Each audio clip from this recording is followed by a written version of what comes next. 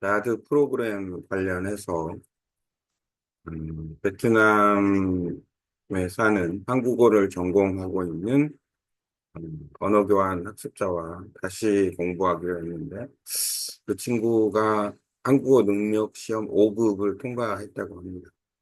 그래서 6급 수준을 기준으로 해서 아, 교환을 만들어서 공부를 할 계획이 있는데 그 내용을 좀 알기 위해서 우선 여기 보면은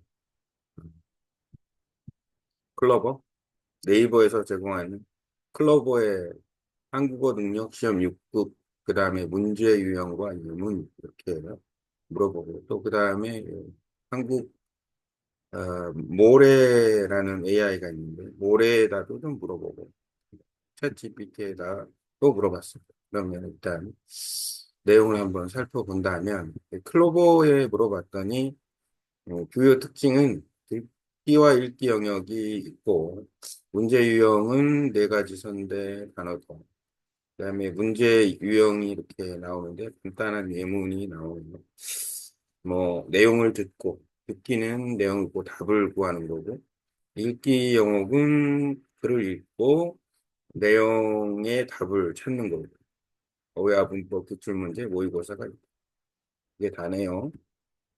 자세하지가 않습니다. 모래를 보니까 모래는 조금 디테일하게 나와 있습니다. 생각보다 디테일하네요. 문제 유형, 여성이 왜 늦었다고 생각하나요? 이야기 속에 늦은 이유가 있겠죠. 그러면 그 내용에 대해서 이제 뭐 늦잠을 자서 늦었다든지 아니면 뭐 남성이 먼저 도착했기 때문에 등등등 이유가 있어서 이 내용에 대해서 답을 찾을 수 있고 읽기 역시 지문 읽기인데 한국어 능력 시험 6급 정도에서 지문 읽기다 그러면은 뭐 수능에서 영어 문제를 푼다, 영어 독해를 푼다 정도 생각하면 비슷할 것 같습니다. 이거는 모든 리딩 컴프레hen션 부분이 뭐 꼭 한국어가 아니라 내가 만약에 베트남어 능력 시험 상위 클래스를 본다거나 아니면은 뭐 IELT나 토익 문제를 풀 때 리딩 파트로 들어가면 대부분 문제 패턴은 비슷하다. 어떤 내용을 읽고 그 내용이 뭘 얘기하고 있는지 이렇게 지금 보니까 지문이 한국에서 가장 먼저 시작된 프로야구 1982년에 한국 프로야구연회가 설립되면서 본격적으로 발족되었습니다. 초창기에는 오비어스, MBC 청룡, 롯데자이언츠 6개 구단이 참여하였으며 그 후로 여러 구단이 창단되어 지금까지 10개 구단 체제가 되었습니다. 한국 프로야구의 역사를 얘기하고 있네요. 이렇게 내용과 답을 찾는 거. 쓰기는 주제에 따른 글쓰기, 창의적인 글쓰기. 예를 들어서 질문. 요즘 한국 사회에서 개인주의와 집단주의 중 어떤 것이 더 우세하다고 생각하는지 자신의 생각으로 서술해 보세요. 답변. 한국 사회는 오랫동안 집단주의 문화가 강하게 자리 잡고 있었지만 최근에 개인주의 경향이 두드러지고 있다. SNS를 통해 개인의 의상과 취향이 드러나고 개인의 행복 추구를 중시하는 풍조가 확산되면서 개인주의가 사회 여러 분야에 영향을 미치고 있다. 다만 한국 문화의 특성상 집단주의가 완전히 사라지기는 어렵고 개인주의와 집단주의가 공존하며 새로운 문화를 만들어낼 것으로 보인다. 답변. 쓰기 내용도 있네.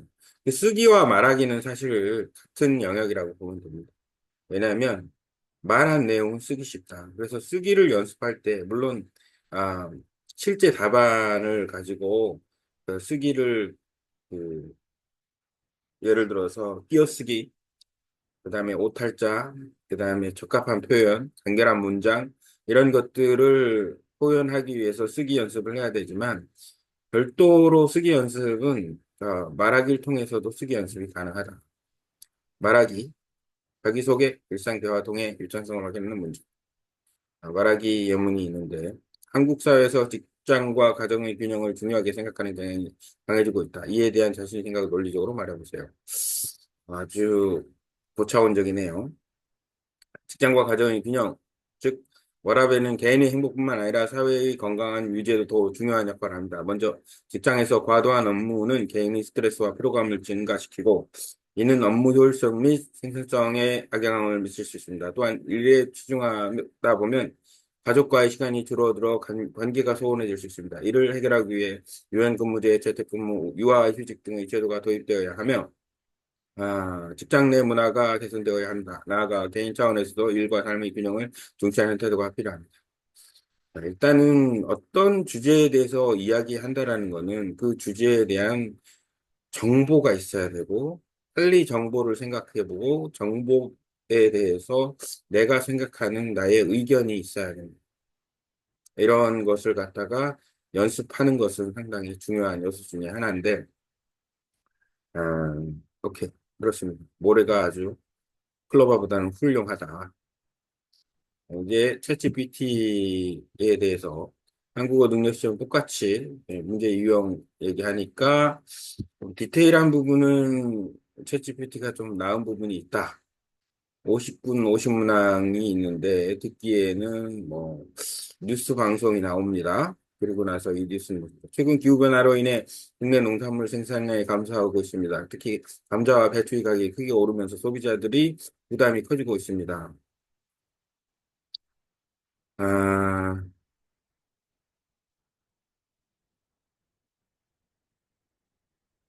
농산물 가격 상승 원인, 그다음에 쓰기,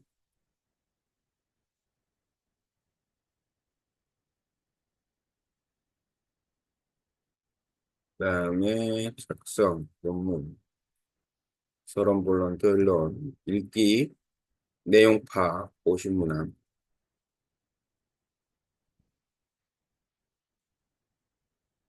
최근 전 세계적으로 채식주의를 선택하는 사람들이 증가하고 있다. 건강과 환경 보호를 이유로 많은 사람들이 육류 소비를 줄이고 있다. 전문가들은 균이 잡힌 식단을 유지하는 것이 중요하다. 공부 방법도 나오네요. 어휘, 문법, 듣기, 쓰기, 읽기, 모의고사 학비. 훌륭하네. 일단 이렇습니다. 이 내용들을 가져다가 공부하는데 한번 활용을 해볼 생각입니다. 리뷰를 하면은 좋을 것 같아서. 그렇다면 예를 들어서 이런 내용들을 또 번역을 해서 공부할 수 있지 않을까 생각. 그러면 번역을 한번 해달라고 해볼까 했거든요.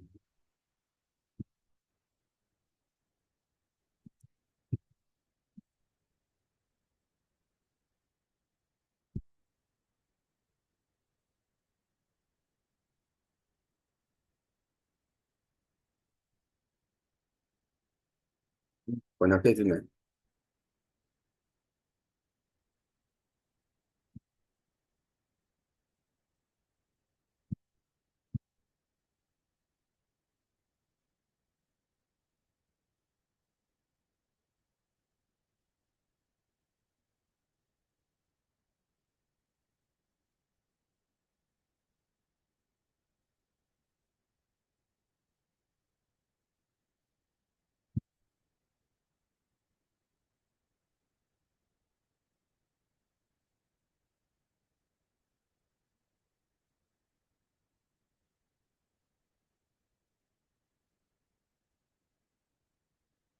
올해는 어떨까?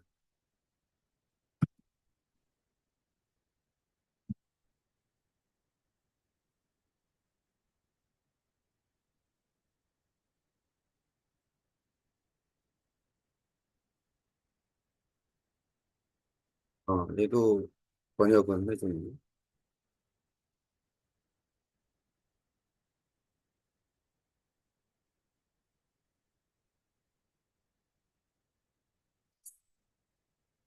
한국어와 베트남어를 활용하는 데 있어서는 상당히 효율성이 있지 않을까 생각합니다.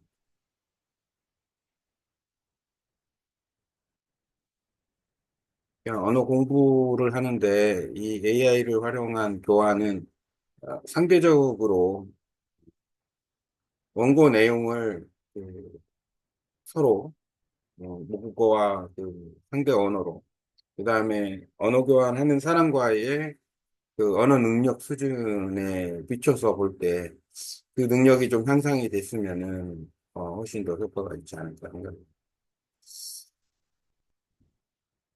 모래 쪽에 베트남어 연구진도 있다고 하던데 베트남어 번역이 모래도 역시 나름 잘 됩니다. 훌륭합니다. 뭐 챗GPT야 당연히 될 테고.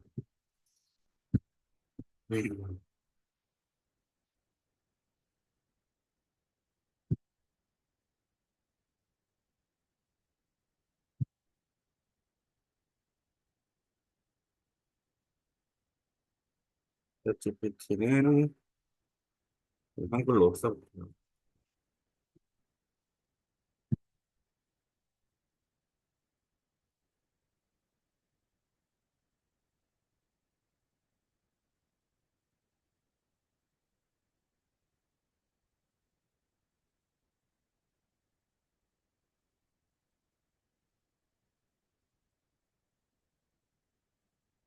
그다음에는 6급 기준으로 언어 교환을 하면 될 것 같네요.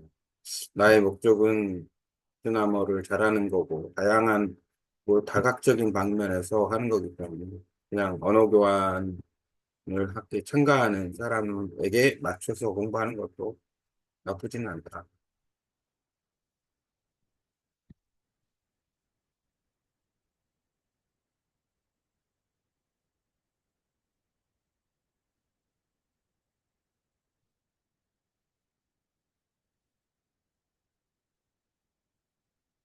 이 내용으로 리뷰를 해보면 될 것 같습니다.